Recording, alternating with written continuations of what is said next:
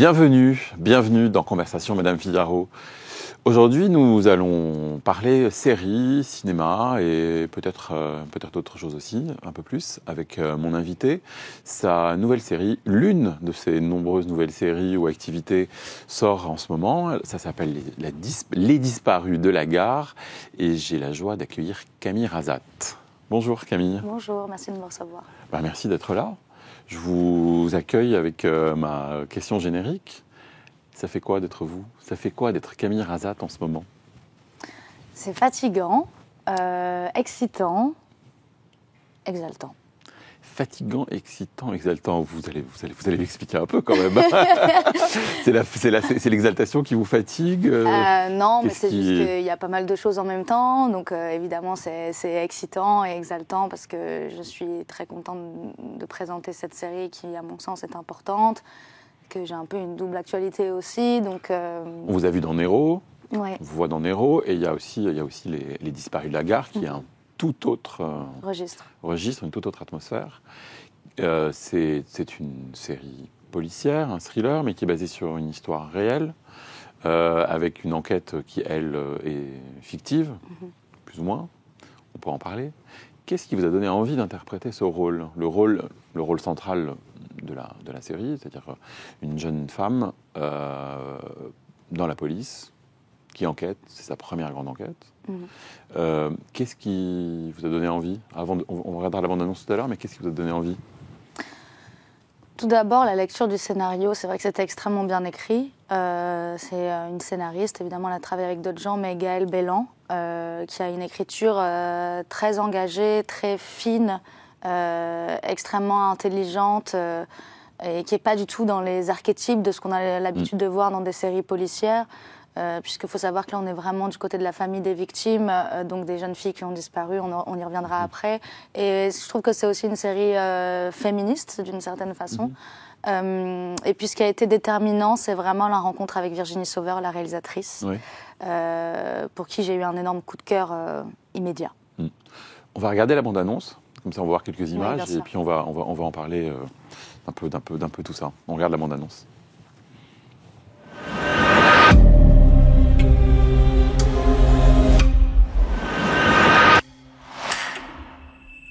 Leila Shakir, 19 ans, on essaie de trouver où et quand elle a pu le croiser, son meurtrier.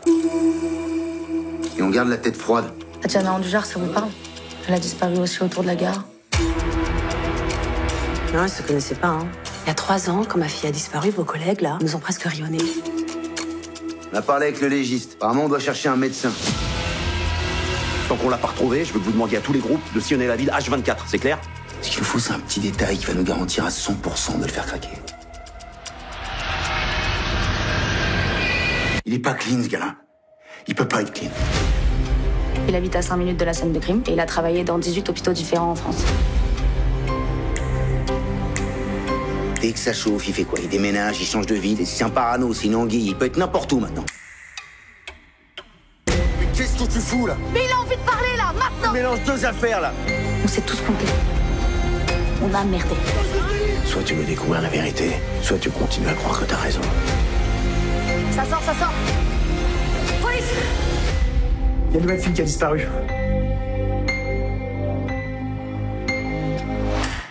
Je dois dire que c'est une grande intensité, à la fois émotionnelle, on est très happé par cette écriture-là, par votre personnage, qui traverse la série de façon très intense.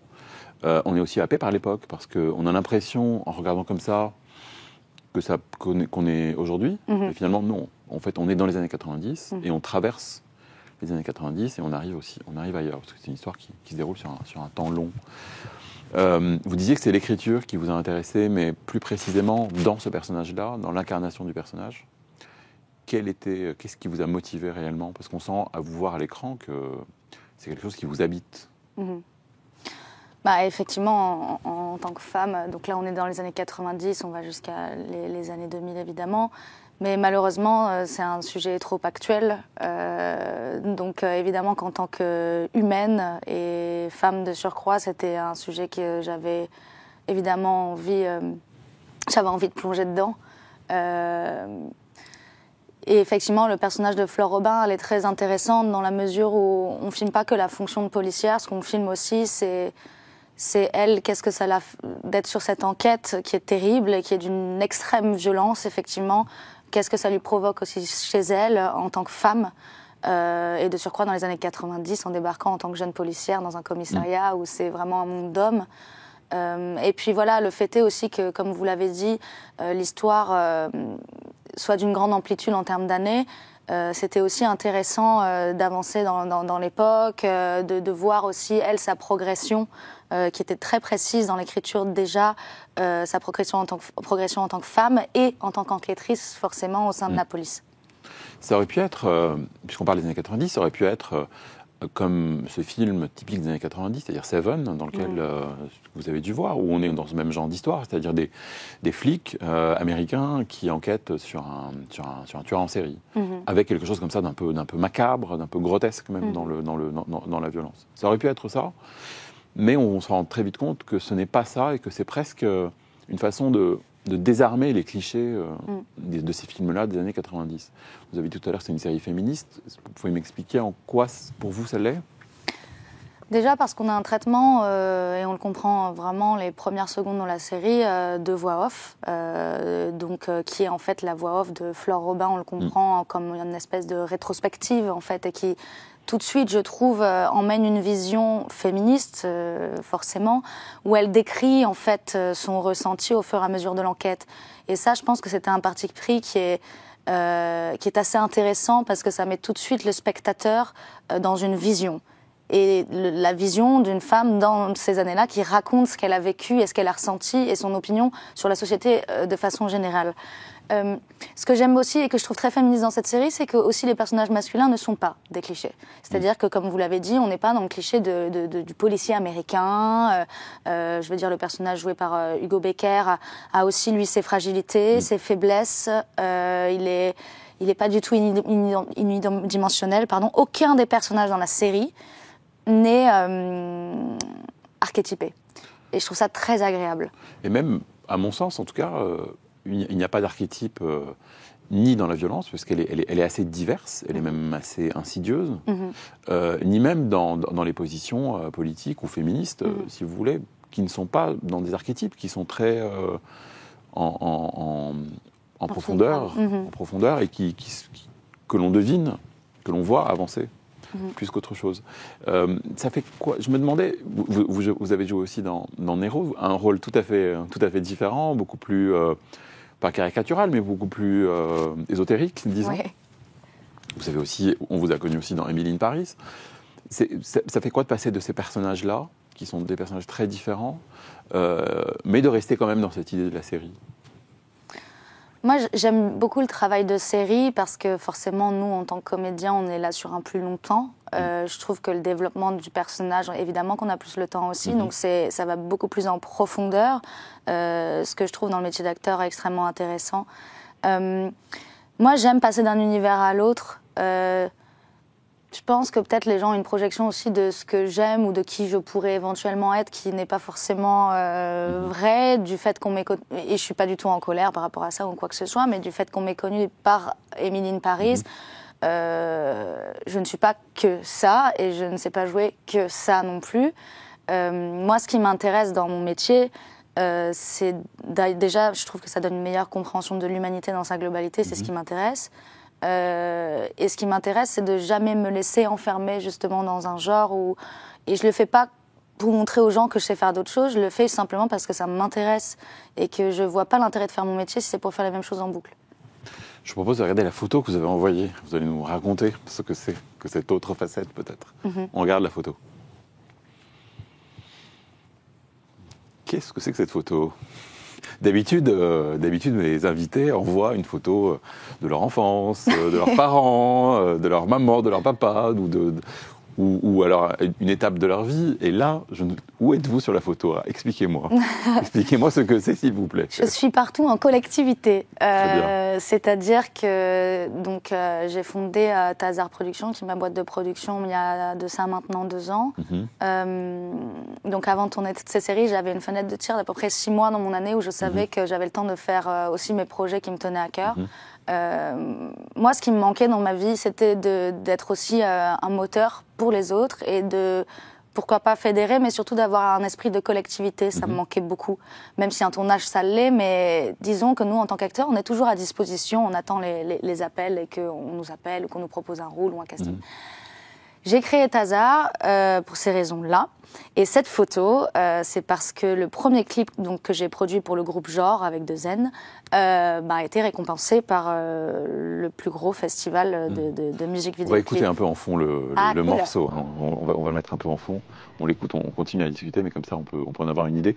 C'est un morceau plutôt rock, avec un début très doux et ensuite une envolée presque des années 90. Ouais, il y a un côté très 90. On est entre un peu de Nirvana et un peu de shoegaze. Parfait. Non, c'est exactement ça. C'est exactement la volonté. Je vois que vous êtes un peu fan du genre, parce que c'est très précis. En fait, genre, ils avaient vraiment envie, pas simplement de faire de la musique, mais d'avoir un développement aussi cinématographique, ce qu'on a essayé de faire avec ce clip. On est parti tourner, ce qui est très rare, la durée d'un tournage de clip, c'est généralement une journée. Nous, on a pris 6 jours pour le faire. 6 jours. Ah oui. On a pris 6 jours pour le faire parce qu'on avait beaucoup de décors, on avait beaucoup de figurations, qu'on était une petite équipe, vous vous en doutez. Et donc je suis très fière et je suis très contente pour eux, pour le groupe, pour Samuel Kapersky et Salia Piamoutou qui ont co-réalisé le clip. Et puis pour moi, quand même une reconnaissance d'un aussi gros festival où ni le groupe n'existait vraiment et on était en compétition face à des gens qui étaient 10 fois plus connus que nous, etc. Et on est loin d'Emily in Paris. Et on est très loin d'Emily in Paris, effectivement. Par contre, l'ambiance du morceau pourrait être proche des Disparus de la gare. Total, je suis d'accord avec vous. Il y a quelque chose qui ça aurait pu en être. Je vous propose de continuer à parler de musique, mais on va en écouter. On va voir si vous reconnaissez. On écoute un premier morceau.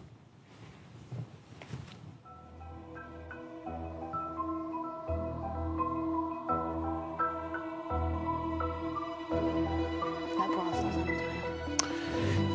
rien. C'est un peu une colle, j'avoue. C'est le générique d'Engrenage. Ah oui, ok, je comprends pourquoi. Et en voyant la série, j'ai pensé à Engrenage. Par ce côté équipe, cette âpreté aussi. Est-ce que c'est une série que vous avez regardée, que vous avez aimée ou pas du tout? Pour être tout à fait transparente, je ne l'ai pas vue en entier.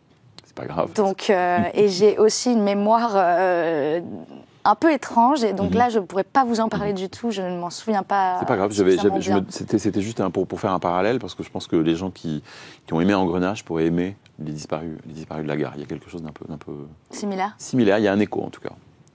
Écoutons un autre morceau, on va voir si vous connaissez. On écoute.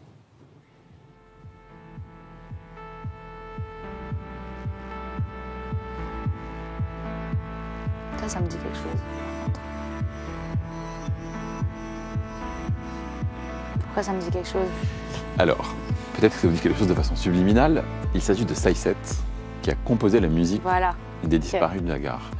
La musique est très présente, une musique un peu comme celle qu'on vient d'entendre, dans ces atmosphères-là. Il y a aussi des scènes, à un moment, des scènes de fête, presque de rêve, presque. Mais en tout cas, la musique est très présente de façon comme ça, un peu. Elle tient pas mal de choses. Est-ce qu'elle était importante pour vous? Est-ce que vous l'aviez en tête? Est-ce qu'il y avait quelque chose? Est-ce que vous l'aviez en tête? Est-ce que la musique est importante quand on joue? Moi, je suis assez fan, en fait, généralement dans les fictions, quand il y a un peu des thèmes par personnage ou un peu des nappes. C'est vrai que moi... Vous pensez à Dark Vador, là? Comment? Oui, mais par exemple, non, mais c'est bête, mais en fait, ça reste dans la tête des gens. Et je trouve que d'amener des thèmes comme ça, c'est annoncer un personnage ou un événement, et c'est une façon assez fine et subliminale d'amener quelque chose aussi au scénario. Et effectivement, le travail de Saïset, moi, je trouvais génial sur les Disparus de la gare. Je trouve que le thème reste vraiment en tête aussi. Donc oui, moi j'aime beaucoup les films et séries un peu... Oui, vous avez raison, parce que ça tient pas mal le récit tout du long dans les Disparus de la gare. Un troisième morceau? Allez. On écoute un troisième morceau.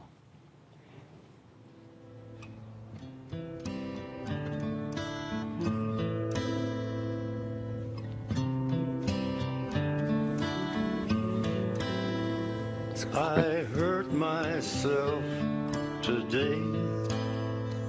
que vous reconnaissez? Je reconnais, je ne saurais pas vous dire où, mais bien sûr, je connais la chanson. Alors, c'est Johnny Cash qui interprète Hurt, qui est une chanson de Nine Inch Nails, qui est dans la série, dans un des premiers épisodes. Un moment un peu clé, où quand on entend cette chanson, on se dit « Ah oui, ça parle aussi de ça, ça parle de la souffrance. Et de la souffrance qu'on s'inflige aussi. » Est-ce que votre personnage vous a aussi plu pour ça, pour cette souffrance qu'elle porte en elle? Bien sûr, Flore Robin, elle est intéressante aussi pour ça, parce que même si c'est pas extrêmement exploité dans la série, ou en tout cas on le sait à la fin, pour ne rien spoiler, on se rend bien compte qu'elle a une blessure profonde et que c'est ça que j'aime bien dans ce personnage aussi, c'est qu'elle n'a pas du tout peur d'être vulnérable devant les autres. Il y a une scène que j'aime beaucoup avec Hugo Becker qui joue Vidal dans la série.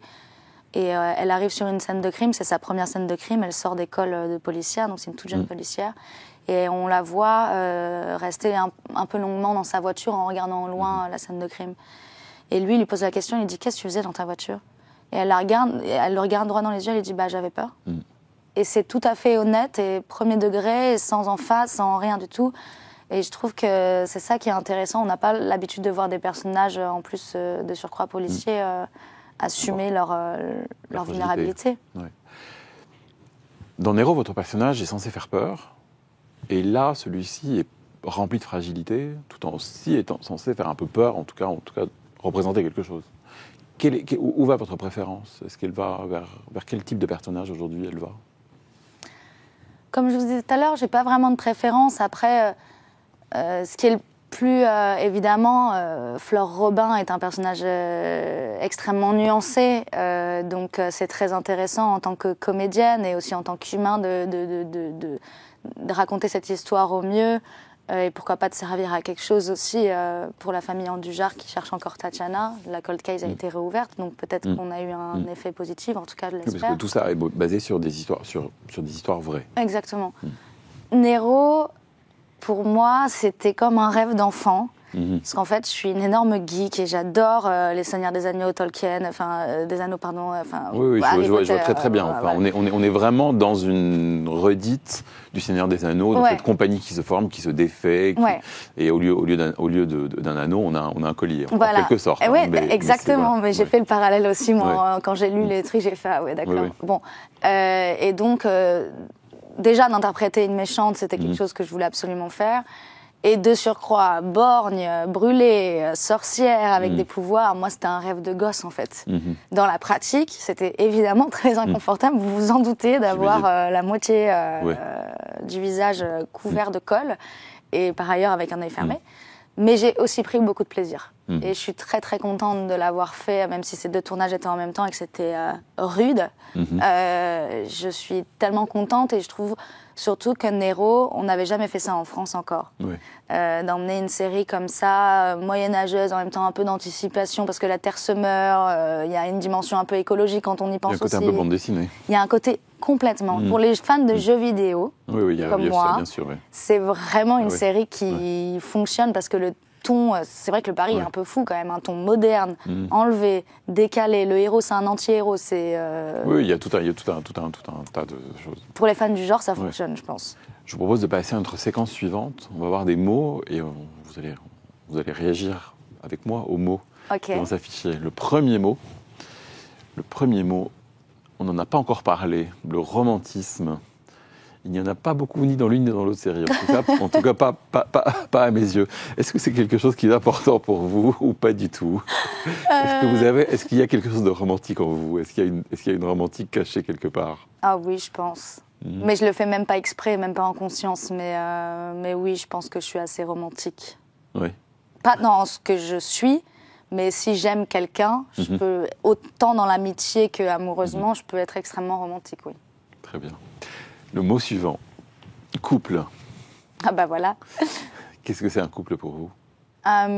C'est deux meilleurs amis d'abord. Pour moi, c'est extrêmement important qu'il y ait une amitié où on peut tout partager et se dire les choses très honnêtement. Donc pour moi, un couple, c'est la loyauté et l'honnêteté avant tout.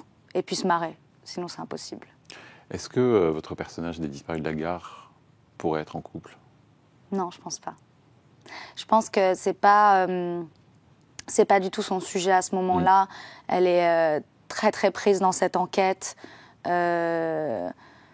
Pourtant, je pense pas qu'elle ait une colère ou que ce soit quelque chose contre les hommes ou quoi que ce soit. Je vois pas Flore comme une personne en colère. Elle a de la colère, mais globale, parce qu'elle a eu effectivement un passé vis-à-vis de sa famille, etc., qui est compliqué.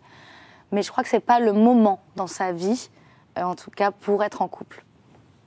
Le mot suivant. Ah bah, célibataire. Ouais. Célibataire. Est-ce que c'est un état que vous aimez bien? Je sais pas si je suis tout à fait transparente. J'ai pas été très longtemps célibataire dans ma vie.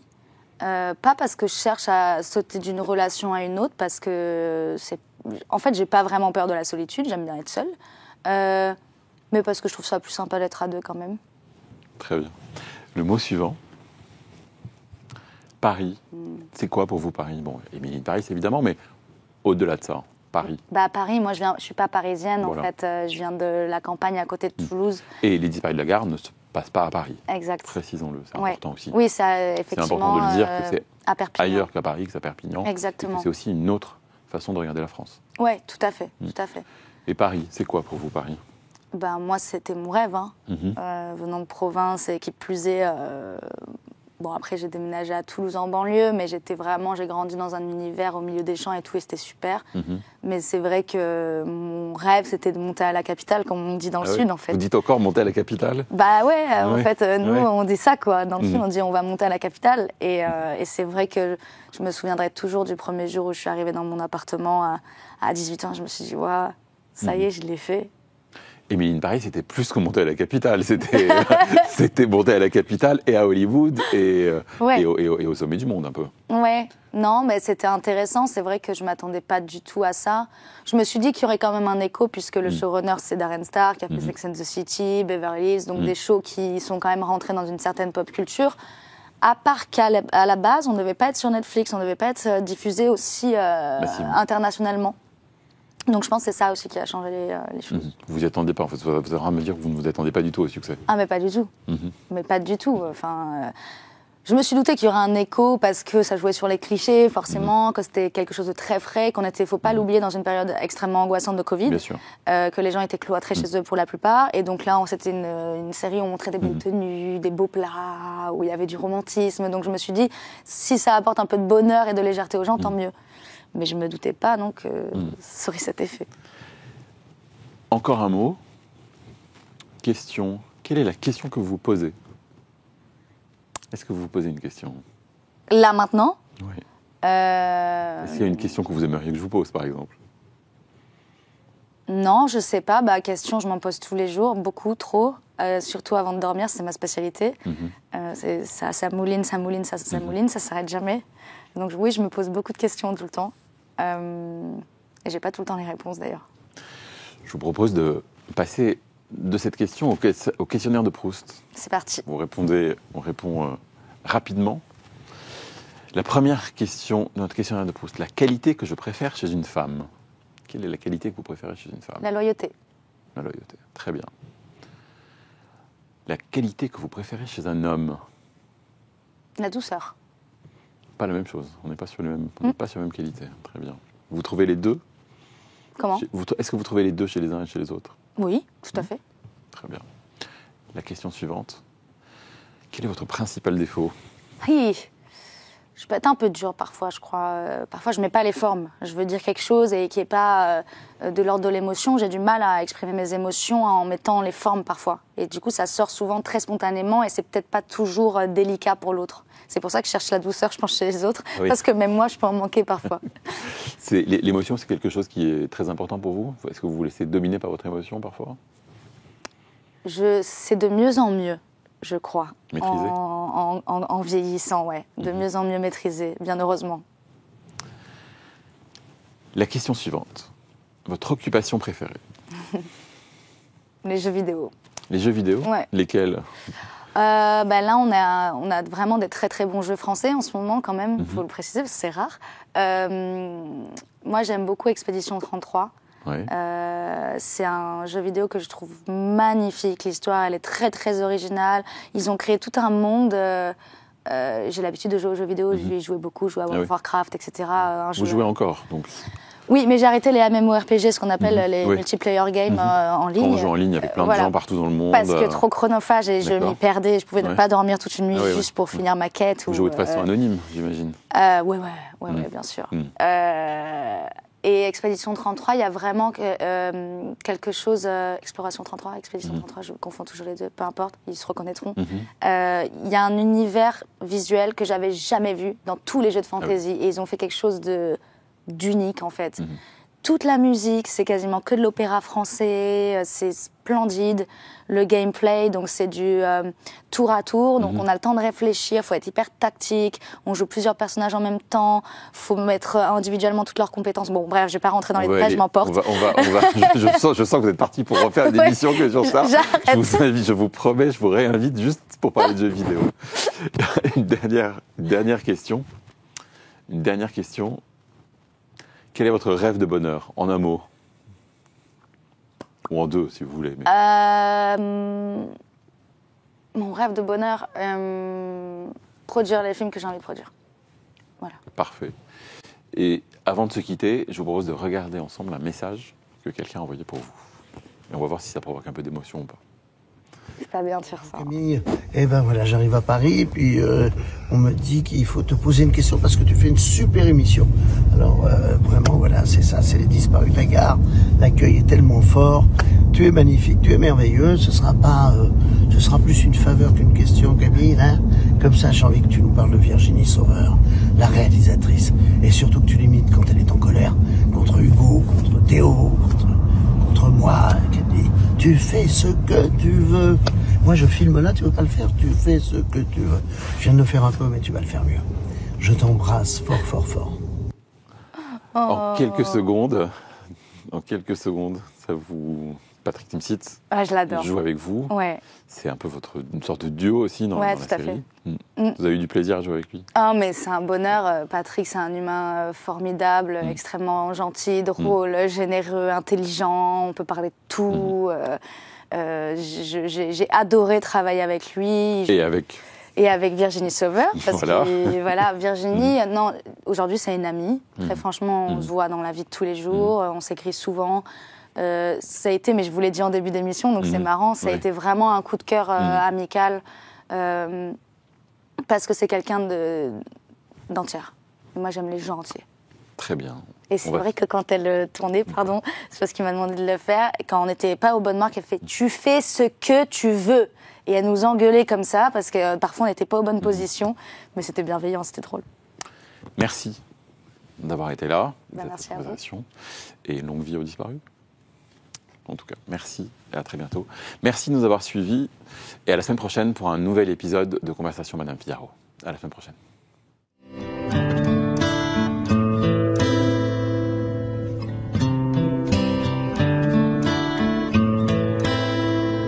I hurt myself today to see